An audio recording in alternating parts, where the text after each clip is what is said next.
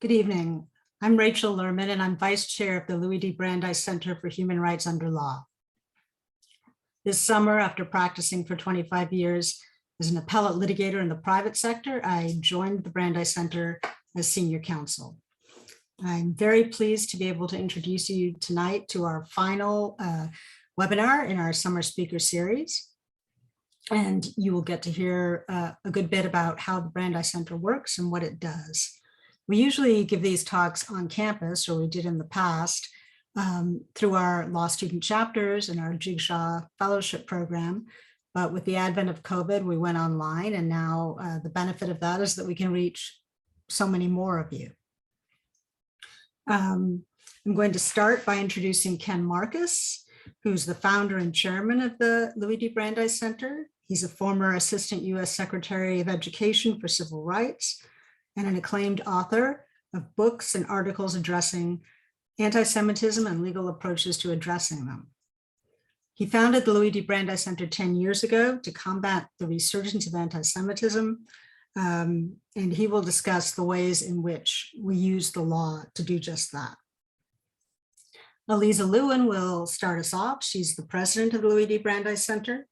She's also a former president of the American Association of Jewish Lawyers and Jurists and a founding member of Lewin & Lewin, a well-known appellate firm in DC that handles very high-profile cases involving Jewish civil rights, among other things. She's going to talk about how anti-Semitism appears on campus, often masked as anti-Zionism, and that'll get us rolling. Denise Katz is the director of legal initiatives. She's a former criminal prosecutor, and she will be talking about what the cases are that we're actually working on and how we use the skills that Aliza and Ken tell us about. So without further ado, I'm going to turn you over to Aliza Lewin.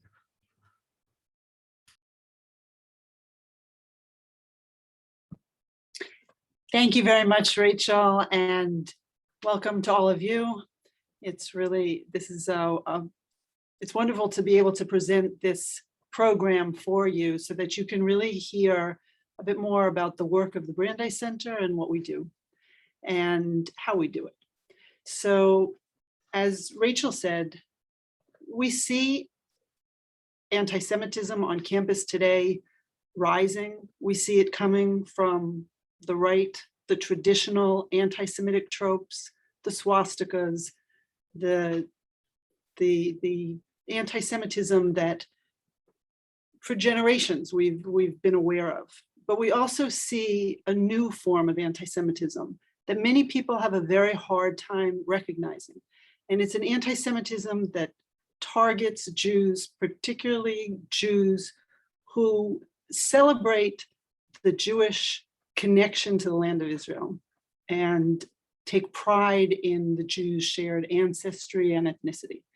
And so what I'd like to talk about now in these introductory remarks is going to focus a little bit more on that, not because that's the only kind of anti-Semitism we see and that we work and that we seek to combat, but because it's the type of anti-Semitism that today is the most misunderstood and goes unrecognized for what it is. So why is there this tremendous rise in anti-Semitism that we see on the campuses?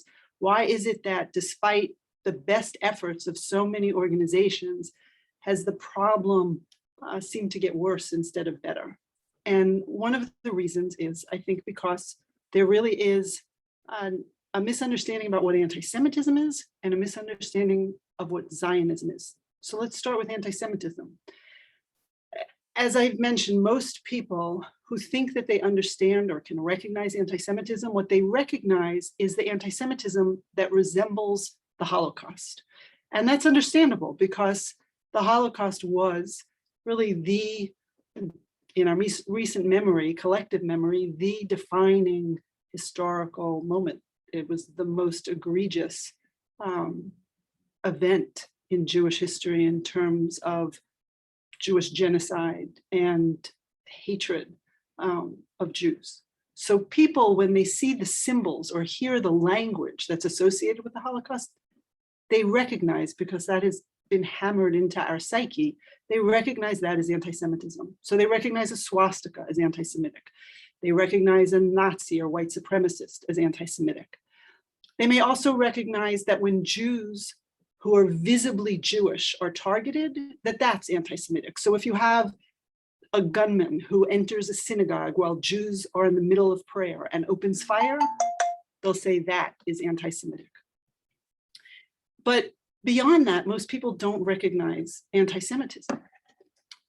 What people don't understand is that anti-Semitism, one of the reasons it's so hard to recognize, is that it looks different in each generation. I'm sorry, thought I turned that off. It looks a little different in each generation. It morphs. And so the one constant when it comes to anti-Semitism is that anti-Semitism always takes whatever is that generation's greatest evil, whatever is seen as that society's misfortune, and it pins it on the Jew. The Jew is the scapegoat, as if to say the world would be a better place if not for the Jews.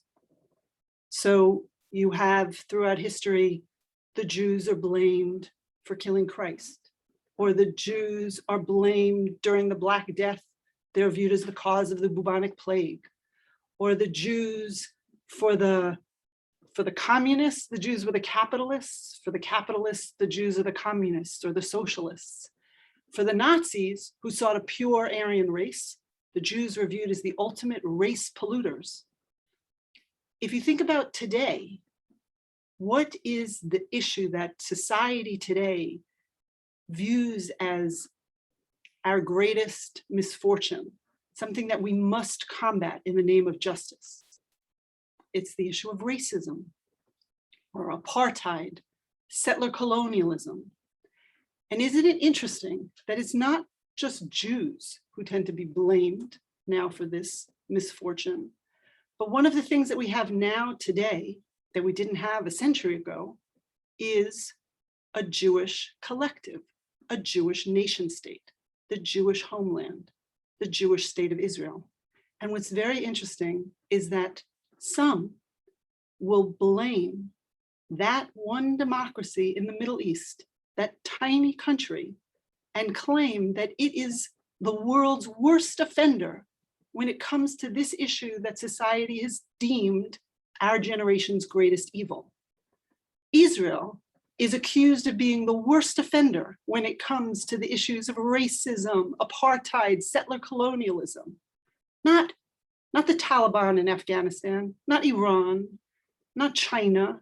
No, Israel, the one country where all faiths, all ethnicities, all gender, wherever you come from, they are equal under the law. That democracy is accused of these evils. That is today's contemporary anti-Semitism, and yet most people don't recognize it as such. If you understand that what anti-Semitism has always sought to do is to take the individual Jew and exclude the Jew, other the Jew, suggest that the Jew is beyond the pale, is to be boycotted, right? Is to be pushed out. If you think about the yellow Star of David that the Nazis had the Jews wear, what was that? The idea was that the person who's wearing that yellow Star of David, you don't shop at their stores, you don't do business with them, you don't hire them as your lawyers or your doctors. They're to be denied their legitimacy. They're to be denied their place in society. That's what traditional anti-Semitism has always sought to do. This new anti-Semitism seeks to do that to the Jewish nation state, to deny it its legitimacy, to deny it its place in the society of nations. Only Israel, only the Jewish homeland is questioned and suggested that it has no right to exist, that it has no right to be a Jewish homeland. It has no right to exist as the Jewish state. That is, again, contemporary anti-Semitism. And most people don't yet understand it as such. So how do we see that on campuses? Well, part of the problem is that people don't understand what Zionism is, right? Zionism is not just the political movement that we know Theodor Herzl initiated and established in the late 1800s. Judaism is not just a religion, right? Jews share a common faith, but they also share this deep sense of Jewish peoplehood and pride in our shared history and our shared ancestry and our culture and our traditions. Our traditions and our history and our religion and our faith are all deeply intertwined with the land of Israel. So, for example, I don't know if you know this, but over half of the 613 commandments in the Pentateuch are actually connected to the land of Israel and can only be fulfilled in the land of Israel. For centuries, the Jews have not only prayed facing Jerusalem, but the prayers are filled with a yearning to return to Jerusalem. There's a belief that one day there'll be the ingathering of the exiles, and the Jews who were dispersed around the globe will one day return to the land of Israel. And in fact, every year at the Passover Seder, that's what Jews say, next year in Jerusalem. Or in 2 weeks on the Day of Atonement, on Yom Kippur, again at the end of the service, the Jews say next year in Jerusalem. What you have today and what we see on campuses is that if Jewish students celebrate and recognize and take pride in their sense of Jewish peoplehood and the Jews' history, if they say, for example, that they are excited that the land of Israel exists, and they could be excited the land of Israel exists for all sorts of reasons. They can be excited that it is a country where the Jewish calendar is the national calendar, so they don't have to worry, for example, about getting a midterm on Yom Kippur, or it's a place where Hebrew, isn't it cool that Hebrew is the spoken language and that not only all the signs in Hebrew, but all the logos, you can get everything, all your teams, the names of your colleges and your universities are all written in Hebrew, and they're excited about that. Or they get excited that a gymnast wins the gold medal at the Olympics and they play Hatikva and raise the Israeli flag. Or they're excited that in Israel, you can walk on the same stones where King David and the ancient Hebrews walked 3,000 years ago. That is an expression of their pride in their shared Jewish ancestry and ethnicity. And yet if they dare express that today on campus, they are marginalized and ostracized. They're told that they are racist, that they are oppressors, that they are colonialists, and they are actually pushed out. They are made to feel unwelcome. We've had, as you'll hear, students who have been threatened with impeachment from student government positions. We've had students who have felt and been made to feel unwelcome in student clubs. We have seen this now happening time and time again, where Zionists, where Jews who celebrate Jewish peoplehood and the Jews' deep connection to the land of Israel are pushed out and excluded. And that is harassment and discrimination. And I'm going to hand it over to Ken to explain now the legal tools that we use to combat what we're seeing on campus. Before we go to Ken, I just wanted to remind everyone that there's a question and answer box that you should feel free to put your questions in, and we will get to these at the end of the speakers. Thank you. Thank you, Rachel and Lisa. Rachel, you and I have been friends since law school. It is wonderful to be working with you now full-time at the Brandeis Center, since you've joined us as senior counsel in addition to your longstanding position as vice chair of the board of directors. Lisa, thank you for that great introduction. It really is good to have such great colleagues. So I'm going to say a few general things about the legal principles and legal tools before Denise Katz discusses specific cases. And I'll say to begin with that people often ask whether there's a particular statute that we work on. For instance, they might think that we are specialists in Title VI of the Civil Rights Act of 1964. And we are specialists in Title VI of the Civil Rights Act of 1964. But the fact is that when Jewish students and faculty face illegal activity on campuses, and anti-Semitic activity can violate any number of different laws and rules. Sometimes, for example, in severe cases, we've had clients who've been punched in the face and otherwise assaulted and battered. So the legal tools that we deal with are state and local criminal codes and ordinances, and sometimes we're working with law enforcement. Sometimes we're working with student judicial boards. First Amendment and other constitutional provisions are also very frequently involved because, as I think was suggested by some of Elisa's remarks, Jewish students, especially if they support Israel, are often marginalized on campus, sometimes in ways that silence them, and sometimes their First Amendment rights need to be protected. So we do focus on the First Amendment to protect students from being suppressed, from being silenced, from being censored. It can be any number of different things. Sometimes universities fail to extend to students the duty of due care that's required under the common law toward in particular states. There really is no limit, unfortunately, to the different ways in which Jewish students find themselves challenged on campuses.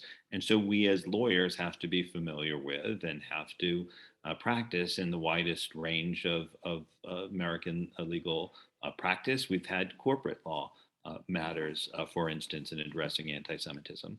But for the most part, it's civil rights law that we use. It's civil rights laws that protect Jewish students from harassment, from exclusion, from marginalization, from the hostile environments that have developed in too many institutions. I've mentioned Title VI of the Civil Rights Act of 1964. That was the really central civil rights statute that protects people from discrimination based on race, color, or national origin in institutions that receive federal financial support. So that includes, among other institutions, every public college and university in the United States, and nearly every private college and university, as well as the K-12 schools. But what does it mean to say that federal law prohibits discrimination on the basis of race, color, or national origin? And what does that mean for Jewish students? The fact is that until the year 2004, the federal agency that deals with these issues, the U.S. Department of Education's Office for Civil Rights, or OCR, took the position that Jewish students were not protected under Title VI because Title VI deals with, as I said, race, color, or national origin, and Jews share a religion, but not a race, or so the argument was. But in 2004, when I headed OCR, we established that in protecting students on the basis of race, color, or national origin, we also needed to protect students from ethnic or ancestral harassment under various Supreme Court authorities interpreting other laws, the St. Francis College case, for instance. And from then on, we established that for this reason, if Jews face ethnic or ancestral harassment, they would get the protection of federal law. And that lasted pretty much as long as I did during my tenure in the George W. Bush administration. And then after 2004, there was a period of years in which it was not enforced until we worked together with a coalition of other organizations to bring it back in 2010. One of the lessons that we learned at that period was that we, as experts in civil rights laws and anti-Semitism, needed to be continually vigilant to ensure that federal enforcement authorities understand anti-Semitism and understand that they will be held accountable if they don't follow the law. So that's something that we have been working on during the decade since I first established the Louis D. Brandeis Center, working with federal decision makers to ensure that the civil rights laws are fully and fairly enforced to protect all students, including Jewish students. But what does it mean to say that Jewish students will be protected from ethnic or ancestral discrimination? And what does that mean in particular for the increasing number of cases in which Jewish students are either harassed or excluded or impeached or otherwise harmed in some way relating to Israel? for instance, based on the notion that they are a Zionist. For too many years, OCR, like other agencies, was unable to figure out under what circumstances something should be considered anti-Semitic. And during that time, we at the Louis D. Brandeis Center argued in a number of ways and in a number of places, including a book that I wrote during that period, that OCR and other agencies needed a formal, clear, and well-established definition of anti-Semitism. And moreover, that such a definition existed and exists now. It is used in many other places and should be used by the federal government of the United States as well. That's the working definition of anti-Semitism, now known as the IRA working definition of anti-Semitism. And it provides not only a definition, but importantly, numerous examples relating to Israel for when something crosses over the line and becomes anti-Semitic, more or less in the way that Eliza Lewin has described.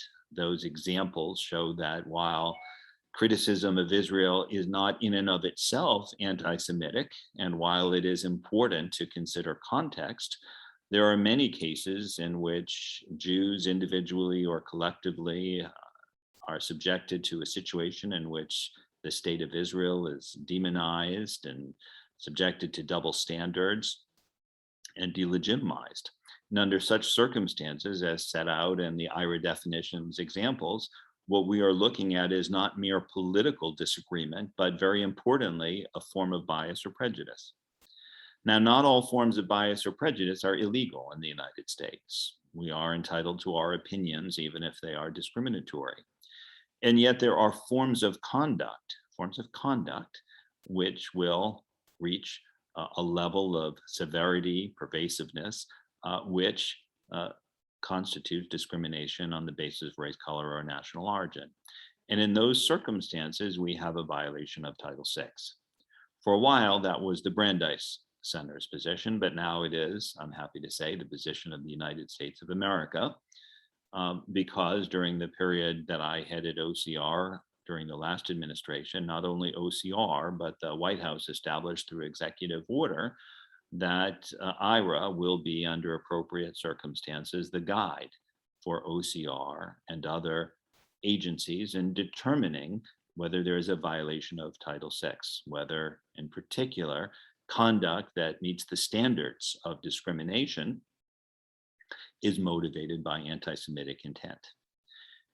That executive order remains in place despite having been archived on the White House website, because it remains as a part of the Federal Register and continues to be referenced in subregulatory guidance, or FAQs, frequently asked questions, which were issued by OCR last year, or rather earlier this year, and which remain on the active policy portal of the US Department of Education. That is to say, it remains the law of the United States that OCR will use the IRA definition under appropriate circumstances, which means that what Eliza said about anti-Semitism is not just Eliza speaking, not just the Brandeis Center speaking, but she is giving an explanation of the way in which the US government treats potential violations by colleges and universities when they tolerate a hostile environment for Jewish students.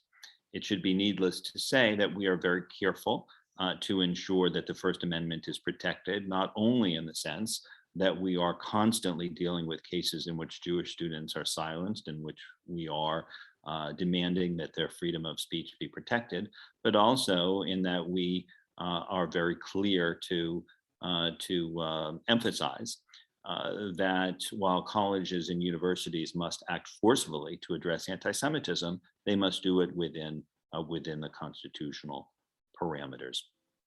What I'll say beyond this is that there are colleges and universities in the United States who are discussing whether or not to adopt the IRA working definition. Numerous student governments have endorsed it and urged their universities to follow it, and a smaller number have followed suit. There are more in the United Kingdom, there are more in other European countries. In the United States, there are a few of them. But the fact is that whether a college or university officially adopts the IRA working definition or not, they are nevertheless responsible for it. That is to say, their conduct, if subjected to a federal complaint, will be assessed according to the IRA working definition and its examples.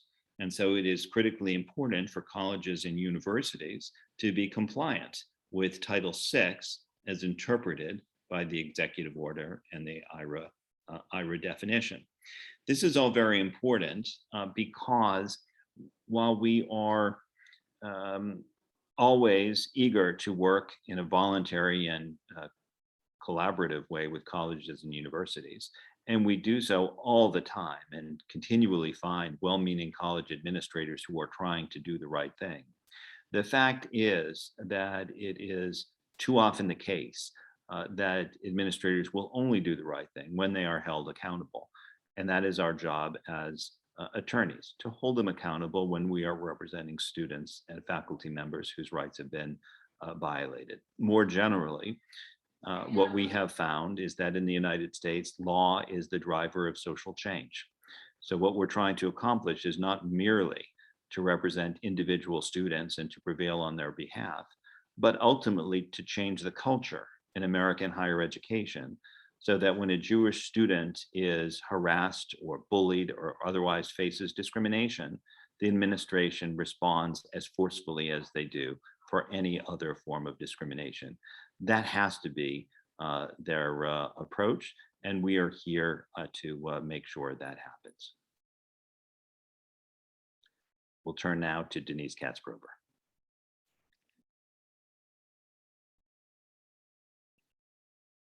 Thank you, Ken. And I just want to say today is every day. I feel honored to be working alongside Ken, Aliza, and Rachel here at the Brandeis Center, helping students and other members of the campus community to use the law to push back against anti-Semitism on campus. And I think it's really important that the Brandeis Center is hosting this webinar at the beginning of a new school year, because it's really important for students, especially, to know that the Brandeis Center is here to support and help you. And there are concrete steps that we can take to help you, because as Ken described, we have an array of legal tools that are available to us in order to do that. So Aliza described the problem, and Ken outlined the legal framework and some of the laws that we can use to respond to anti-Semitism on campus. And so with that background, I'm going to talk about some of the cases that the Brandeis Center has worked on in order to illustrate how it is that we use the law to help students and other members of the community to push back against anti-Semitism on campus. So the case of Rose Rich at the University of Southern California at USC, it exemplifies this trend that Aliza had mentioned that we are seeing on campus, where Jewish Zionists in particular are vilified, harassed, and forced out of student activities and other programs because of their Jewish identity. Rose Rich was elected to be the vice president of the student government at USC. And actually the origins of the terrible saga involving Rose Rich actually demonstrate another trend we're seeing on campus, where efforts to combat racism and social injustice turn on Jewish Zionists. In Rose's case, an Instagram group was created online by members of the USC community to discuss their experiences with racism. And soon students started demanding the removal of the president of the student government due to his alleged complicity in some racist conduct. And what followed was essentially, oh, and by the way, also Rose is a Zionist, so she's complicit in racism and she should be removed as well. And there was no legitimate basis ever stated for targeting Rose. And what happened was really that a tsunami of anti-Semitic hate on social media was unleashed against Zionists in the student government at USC, and it specifically targeted Rose Rich as the most visible Zionist leader in the student government. And that social media mob came after Rose with a message that was crystal clear about why it was targeting her and was very explicit about its objectives. Rose was a Zionist. She was a proud supporter of the state of Israel, and therefore she had to leave. She either had to resign or be impeached. Just a sort of taste of some of the harassment that was directed at Rose, and I'll quote some of these social media posts. quote, the president is trash and so is the VP, the vice president, who is a proud Zionist, unquote. And another one, quote, and tell your Zionist ass VP to resign too, unquote. Another one, him, the president, and the Zionist, referring to Ms. Rich, need to be impeached. And students accused Ms. Rich of being a, quote, Zionist who indoctrinated the rest of the undergraduate student government to be Zionists. Students asked how Ms. Rich planned to, quote, hold herself accountable as a very vocal Zionist. And others commented, it warms my heart to see all the Zionists from USC and the undergraduate student government getting relentlessly cyberbullied. And indeed, a student filed a formal impeachment complaint against Ms. Rich. And the complaint, just like the social media harassment, was baseless. There were no concrete or meritorious claims or accusations against her. They were seeking to remove her from her position because she was a proud and open Zionist. And so the Brandeis Center sent a letter on behalf of Ms. Rich to the university in which we detailed the severe, persistent, and ongoing anti-Semitic harassment that was targeting Ms. Rich solely on the basis of her Jewish identity. And we explained to the university its legal obligations under Title VI of the Civil Rights Act to take prompt and effective steps to protect Ms. Rich from the discriminatory harassment that was denying her an equal educational opportunity to serve as the vice president in the student government. Indeed, days later, after sending our letter, the university did suspend the impeachment proceedings against Ms. Rich. And that was a huge relief, as you can imagine, for Ms. Rich. And it was an immediate victory that demonstrates, as Ken mentioned, the power of the law to motivate universities to act. But one of the problems was that the university intervened in a low-key way. It was silent. It didn't come out and publicly condemn the harassment against Ms. Rich. And the university's silence allowed the hostile environment for Ms. Rich and other Zionists on campus to fester. And ultimately, Ms. Rich, she succumbed to that overwhelming hostility and pressure from this mob that was intimidating her, and she was forced to resign. I just wanted to read briefly from Rosa's resignation statement because it's not only powerful, it also really explains very well what unfortunately all too many Jewish students, in particular Jewish students who celebrate their connection to the land of Israel, have experienced on campus that we're hearing. Ms. Rich wrote in her statement, I have been harassed and pressured for weeks by my fellow students because they opposed one of my identities. Because I openly identify as a Zionist, a supporter of Israel's right to exist as a Jewish state, I have been accused by a group of students of being unsuitable as a student leader. I have been told that my support for Israel has made me complicit in racism, and that by association, I am a racist. Students launched an aggressive social media campaign to, quote, impeach my Zionist ass, unquote. This is anti-Semitism. At this point, resignation is the only sustainable choice I can make to protect my physical safety on campus and my mental health. The people with whom I have shared a campus for years, the people whom I desperately wanted to serve, have tried to make me feel ashamed, invalidated, and dehumanized because of who I am, unquote. Now, it goes without saying that the experience that Ms. Rich described, it should never be part of any student's college experience. But it's also clear that the law should and does protect Ms. Rich from that type of discrimination on campus. The case of Max Price at Tufts University is another example, or it's an example of the way in which groups like Students for Justice in Palestine in that case have often subverted the democratic process of student government by essentially hijacking that student government to advance anti-Semitic and an anti-Zionist agenda. And they do this again by harassing and intimidating and trying to push out Jewish Zionist students like Mr. Price as a means to achieving their goals, and also as an end in and of itself. And so this is what happened to Max Price, a Jewish student at Tufts. Mr. Price was a member of the student government, and he spoke out against SJP's attempt to include a referendum about the Deadly Exchange campaign on a student election ballot. The Deadly Exchange campaign uses anti-Semitic tropes and conspiracy theories to spread the false notion that Jews are responsible for fueling systemic racism by police in the United States. And Mr. Price was a member of the Judiciary Committee at the time, and one of his jobs was to review the language of the proposed referendum to make sure that it's accurate and not misleading. And he did just that. He did his job by raising concerns about misleading language in the proposed referendum. And for that, SJP attacked him. They accused him of bias. They bullied and harassed him and pressured him to recuse himself because he was a Zionist and supported pro-Israel causes on campus. Essentially, what SJP did was revive the classic anti-Semitic accusation of dual loyalties. They implied that Mr. Price was unable to effectively carry out his duties as a member of the Judiciary Committee in an impartial manner because of his loyalty to the Jewish people or to Jewish causes or to Israel.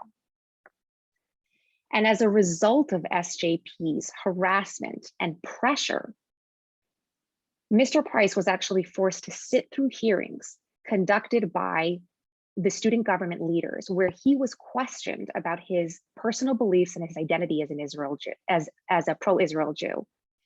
He was asked whether his service as co-president of a pro-Israel organization on campus rendered him biased and unable to participate in the referendum deliberations of the Judiciary Committee. No other student was subject to this type of scrutiny, only Max Price, because he was a proud and open Zionist. And even after the Judiciary Committee determined that there was no evidence of bias, that there was no need for Mr. Price to recuse himself, due to SJP's pressure and ongoing harassment and demands in the student government, Mr. Price was unlawfully silenced in the final Zoom meeting where judiciary members considered the referendum. And when I say he was unlawfully silenced, I mean he was literally muted. He was placed on mute by one of the leaders of the Judiciary Committee so that he could not speak during that referendum. During that meeting. It was clear that all along, SJP's goal was to rid the Tufts student government of all students who support Israel, and to accomplish that, they targeted Mr. Price. Lest there be any doubt about SJP's true goals, after the deadly exchange referendum language was approved and the referendum initiative itself was passed, it was successful, SJP didn't stop. It didn't halt its anti-Semitic campaign against Mr. Price. It filed a complaint seeking to have him removed from student government. SJP claimed that previous statements that Mr. Price made as a leader of one of the campus organizations, pro-Israel campus organizations on campus, that rendered him unqualified to be a member of the Judiciary Committee. And so the Brandeis Center wrote letters to the university. We notified the university that it's legally obligated, not only under Title VI, but under its own non-discrimination policy, to protect Mr. Price from this type of harassment and discrimination attempt to force him out of government, out of this student opportunity on campus.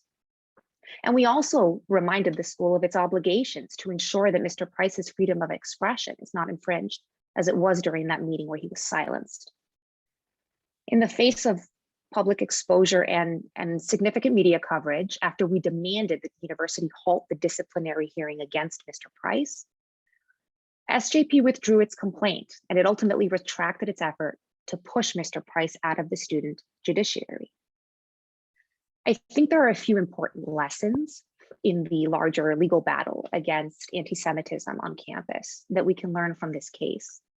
The first is that the Brandeis Center was able to successfully expose SJP's deliberate efforts to marginalize and exclude a Jew who celebrated his ethnic identity.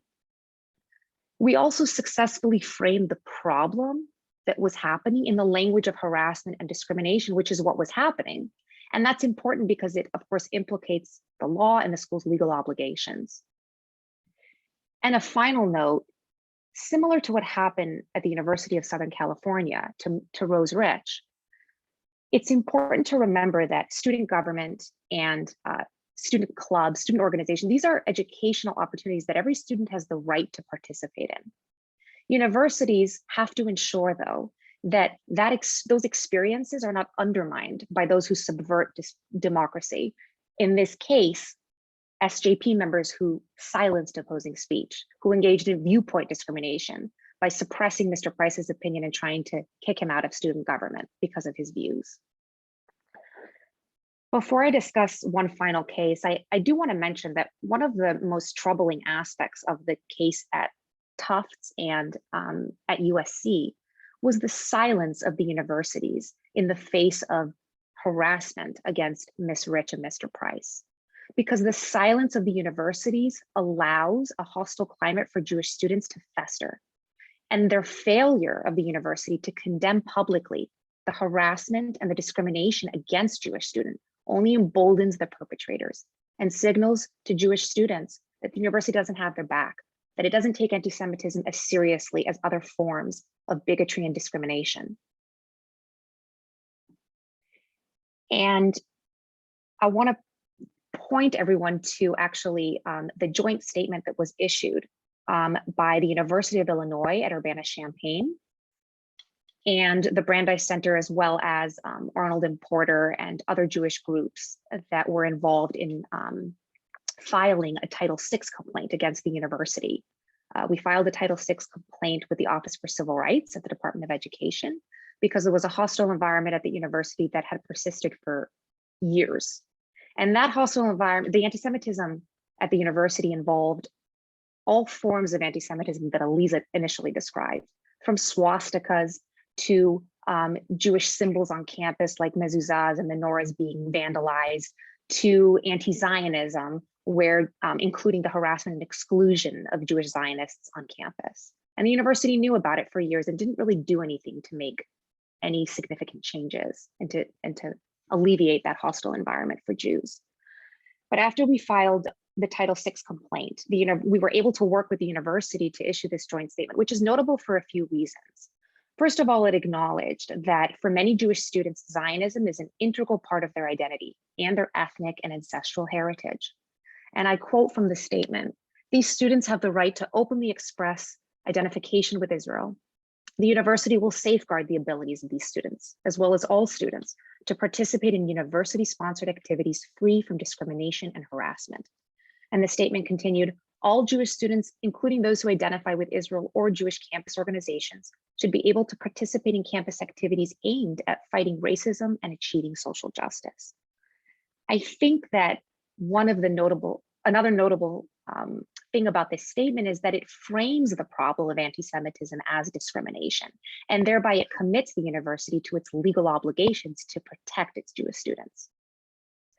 This type of public statement is so important because it has a positive impact on the campus climate, as I was saying.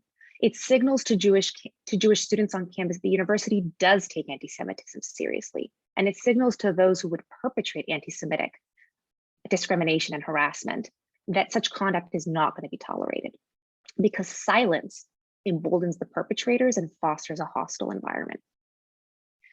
While there's still a lot of work to be done at the University of Illinois, because that is a campus that has suffered from a hostile environment for so long, this was a really important step, and it would be a big step forward in the legal battle against campus anti-Semitism if other universities followed suit and issued similar statements.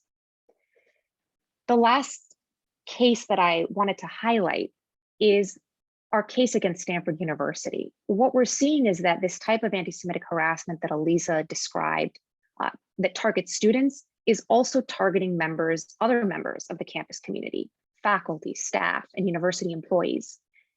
In the case against Stanford, we filed a complaint with the Equal Employment Opportunity Commission, as well as the equivalent state agency in California, on behalf of 2 Jewish mental health professionals who were subjected to a hostile work environment in violation of Title VII of the Civil Rights Act due to severe and ongoing anti-Semitic harassment in a diversity, equity, and inclusion program that they were required to participate in. These mental health professionals worked in a division of the university that provides mental health services to all Stanford students. The DEI program actually advanced anti-Semitic tropes about Jewish power and conspiracy and control, and endorsed the narrative that Jews are not only connected to white supremacy, but that because they are white, they're therefore privileged and they contribute to systemic racism. Jews are part of the oppressors in society. That was the message that was conveyed through this program. The program also deliberately, on several occasions, ignored anti-Semitic incidents that happened at Stanford when swastikas were discovered on campus and in other forums. When Jewish staff members, including our clients, spoke up and asked the DEI program leaders why they were ignoring anti-Semitism at Stanford. Not only were they told that that was a deliberate decision by the program in order not to take away the focus from anti-Black racism, they were also accused themselves of derailing the program's agenda from focusing on anti-Black racism merely by raising the issue of anti-Semitism. Also, in responding to these requests to address anti-Semitism, members of the DEI's leadership committee accused Jews of being wealthy and powerful business owners. The implication was that Jews are not victims. Anti-Semitism doesn't merit the program's attention or concern. There are several troubling aspects to the DEI program at Stanford. The first is that the impact on Jewish students seeking mental health services is really concerning.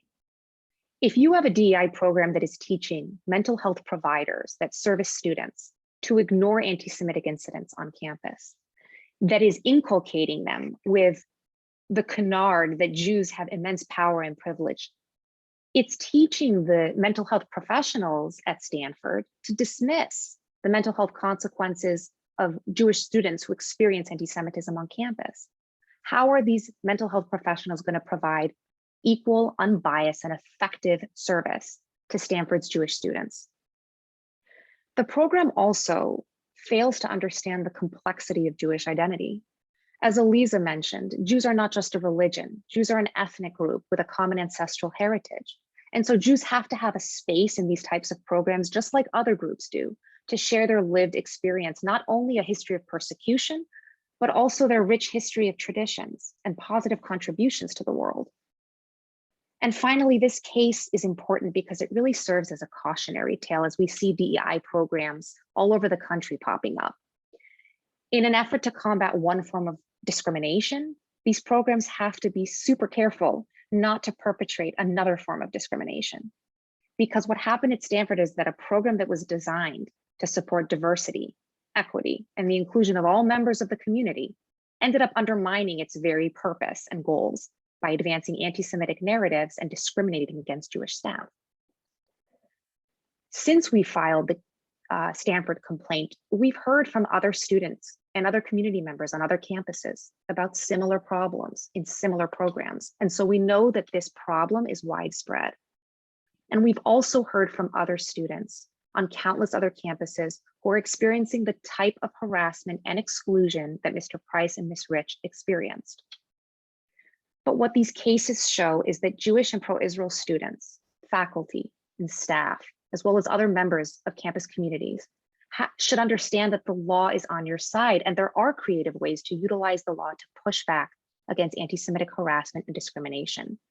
And I should say that I've personally witnessed the way in which students and other members of the campus community have been emboldened and empowered when they learn that the law is on their side and that they have the means to fight back.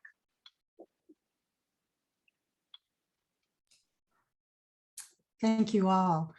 We do have a few questions in the question box, so I'm going to direct the first one to Ken Marcus. Can you talk about the executive order that you mentioned, which is still in the books, and how it's being implemented today as a practical matter, if in fact there's enough action to cover this? Well, I can tell you what we know, and I can tell you what we don't know. But the fact is that this new administration remains new, and so we're limited in what we can see. We know that the executive order remains on the books, as the questioner put it. That is to say, while the version on the White House webpage is now on archives, it has not been rescinded, which is significant. President Biden has rescinded a number of the former president's executive orders, but not this one. I've mentioned that this one is also incorporated by a reference into guidance from OCR, which remains within the active policy portal of OCR.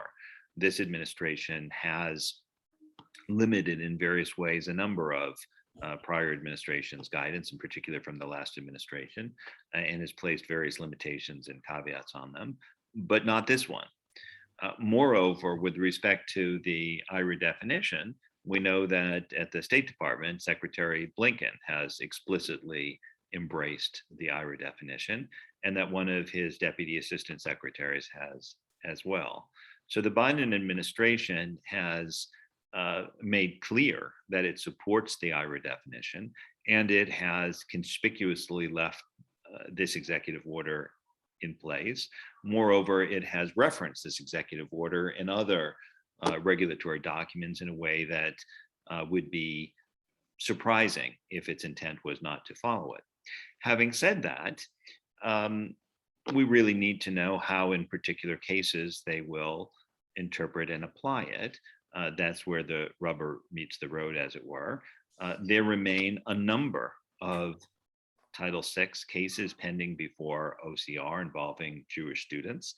This administration, to my knowledge, has not yet decided any of them so far. So we don't know exactly how they will apply the executive order in particular cases. I think that we can be hopeful but realistic. We can communicate to the administration the way that we believe it is appropriate and proper to interpret it. But we will have to wait and see what they do. Thank you. We also have a question, and I'll address this one to Eliza, about many of us know about what's happening at UNC, about a course being taught on the Palestine-Israel conflict by a doctoral student who's made very plain her virulent anti-Israel views. And how, if at all, is the Brandeis Center planning to address this? We are aware of that situation, and we are looking into it and speaking with some of the folks who are on the UNC campus. And clearly, you know, whenever you have these kinds of situations, they're very troubling, and we appreciate the impact on the students and on the climate on the campus. And so this is not just a campus where these kinds of instances are new. UNC happens to be a campus where they already had to enter into a resolution agreement in the past with the Office of Civil Rights for past activities that were taking place on campus there. So it's a campus that should be particularly sensitive and aware of these kinds of issues. So we are definitely looking at that and trying to determine what the best way forward is to try and help improve that situation there. Thank you, Eliza. Denise, maybe you can talk to us a little bit. A student would like to know, how does a student become engaged with the Brandeis Center? I mentioned the Jigsaw Fellows, but I didn't say anything about what they were. So perhaps you could address our student chapters and our Jigsaw Fellow program. Sure. So we definitely have many different ways that students who are interested in becoming involved can do so and be involved in the Brandeis Center's work. We do have undergraduate communications and development internships, and those are available year-round during the fall and the spring semesters, as well as the summers. And those undergraduate students, they really participate in quite an integral way in some of the work that we do on the communications and development side. So that's a great opportunity to start getting involved when you're in college. In law school, we have, as you mentioned, Rachel, both the law student chapters on campuses throughout the country, as well as our Jigsaw Fellowship program.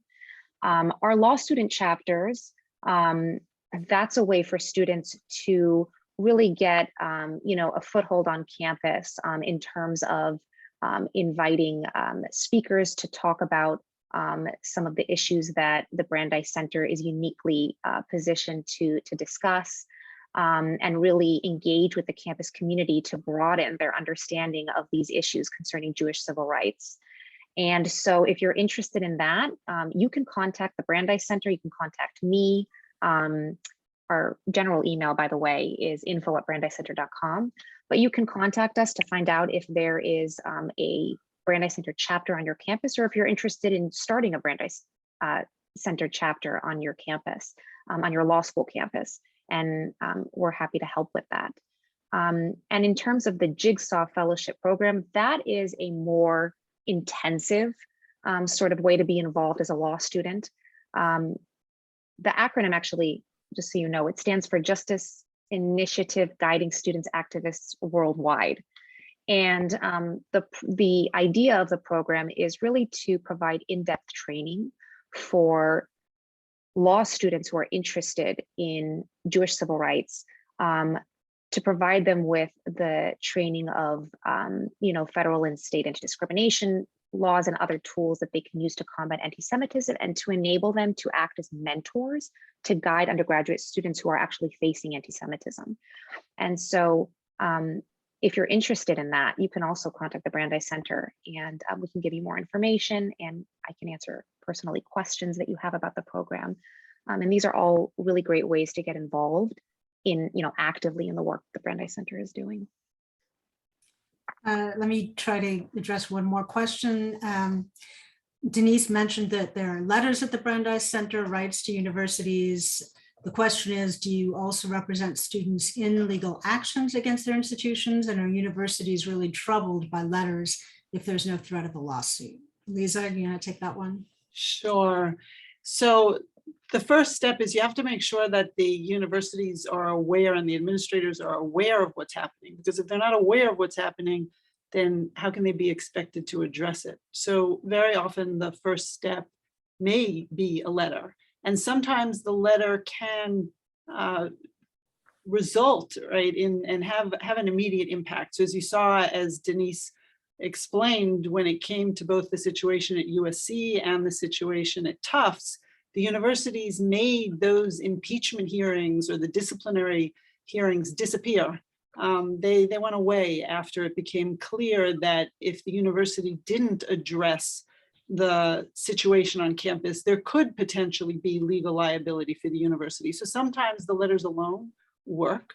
But the answer to your question is yes, we do also represent students. When the letters alone don't work, when the universities don't respond adequately, and the harassment or the discrimination continues, or the hostile environment continues, and if it's appropriate, then the Brandeis Center is prepared to represent the individuals and give them the legal representation that they need.